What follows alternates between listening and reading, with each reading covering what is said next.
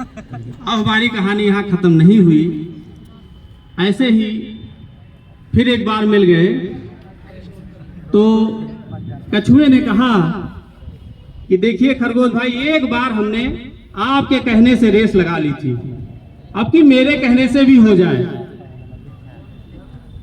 अब खरगोश को ये बिल्कुल कंफर्म हो गया था कि अब मैं कोई रेस हारूंगा ही नहीं, क्योंकि ये धीमे चलते हैं, मैं तेज चलता हूं और मैं निरंतर चलूंगा और जीत जाऊंगा। लेकिन अब की थोड़ा सा बदलाव कछुए ने ये किया कि ऐसा है कि रास्ता मेरे हिसाब से हो जाए। खरगोश ने कहा बहुत अच्छी बात है। उसको पता था कि अब तो जीतना ही है, चाहे जो रास्ता ले लो, बहुत तेजी से भागूंगा और हरा दूंगा तुमको। कहा ठीक है, रास्ता तय किया गया, कहां से दौड़ा जाएगा। जैसे आपकी कोई रेस होती है तो पूरा सर्कल बनता है, कहां से कहां तक दौड़ना है, वैसे ही रास्ता तैयार हुआ। स्टार्ट किए दौड़ना दोनों लोग, और एक ऐसा बीच में रास्ते में एक ऐसा वो अवरुद्ध आया कि खरगोश बहुत तेजी से भागा, लेकिन बीच में नदी थी।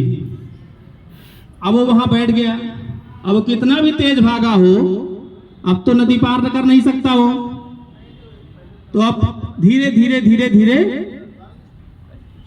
कछुआ वहां पहुंच गया नदी पर, और धीरे से नदी में उतरा और पार कर गया।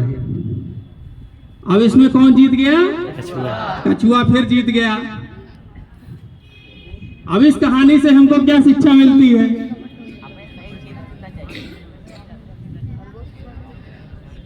इस कहानी से हमको यह शिक्षा मिलती है कि निरंतर प्रयास के साथ, जो कि पहली कहानी में थी, तेजी के साथ हमें अपना मार्ग स्वयं बनाना चाहिए, जिसके मैं काबिल हूं।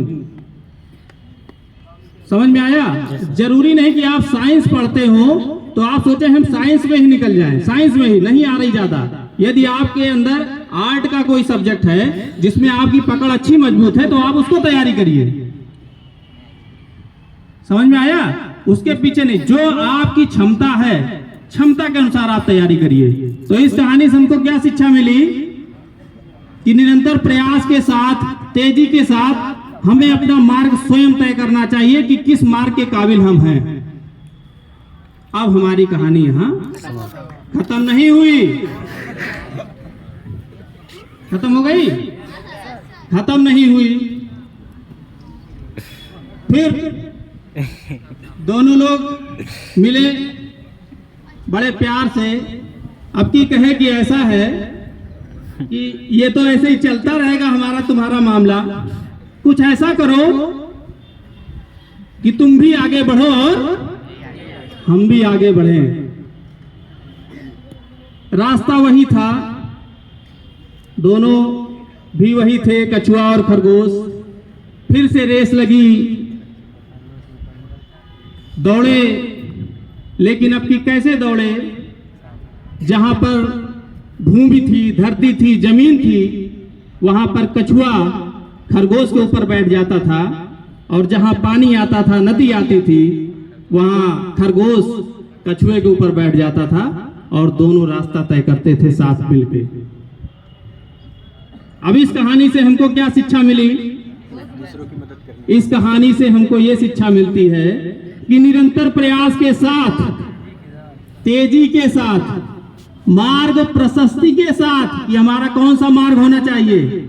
हमें टेक्निकल माइंड भी होना चाहिए और दूसरों को साथ लेकर चलना चाहिए। अब हमारी कहानी यहां खत्म हो गई। ताली बजाइए तेजी से। बहुत बहुत धन्यवाद सर, थैंक यू।